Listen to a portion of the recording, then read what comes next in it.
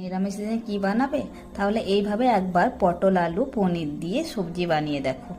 ফার্স্টে একটা প্যান নিলাম, প্যানটা খুব ভালো মতো গরম হয়ে গেলে তেল দিয়ে দেবো। এবার নুন হলুদ মাখানো পনিরটাও ফ্রাই করে নেব।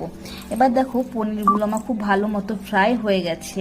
এবার আমি পনিরগুলো কড়াই থেকে তুলে নেব। আবারও ওই প্যানে আরও একটু তেল দিয়ে দেখো আমি কেটে রেখেছিলাম আলু ও পটলগুলো ভালো মতো ধুয়ে জল ঝরিয়ে রেখেছিলাম। এবার আমি আলুগুলো একটু একটা একটা করে দিয়ে নুন হলুদ দিয়ে ভালো মতো কষিয়ে ঢাকা দিয়ে একটু কিছুক্ষণ হতে দেবো। দেখো যাতে আমার ভালো মতো আলুগুলো সেদ্ধ হয়ে যায়। এবার দেখো এদিকে কিছুটা আলুটা সেদ্ধ হয়ে গেছে। এবার আমি কেটে রাখা পটলটাও দিয়ে দেবো।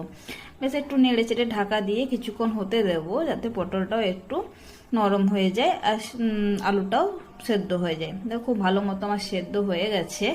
এবার আমি এদিকে মশলাটা বানিয়ে নেবো। তার জন্য আদা টমেটো লঙ্কা নিয়ে নিয়েছি।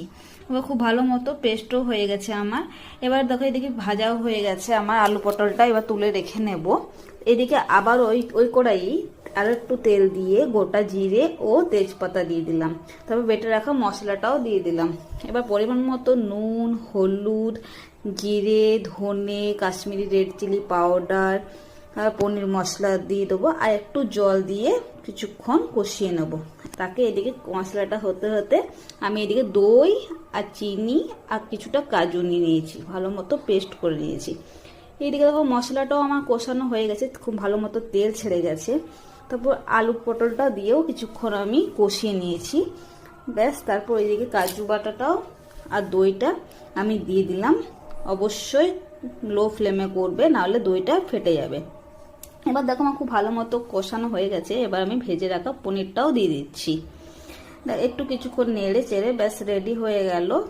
এবার আমি নামানোর আগে একটু গরম মশলা ও ধনেপাতা ছড়িয়ে দিয়েছি। ব্যাস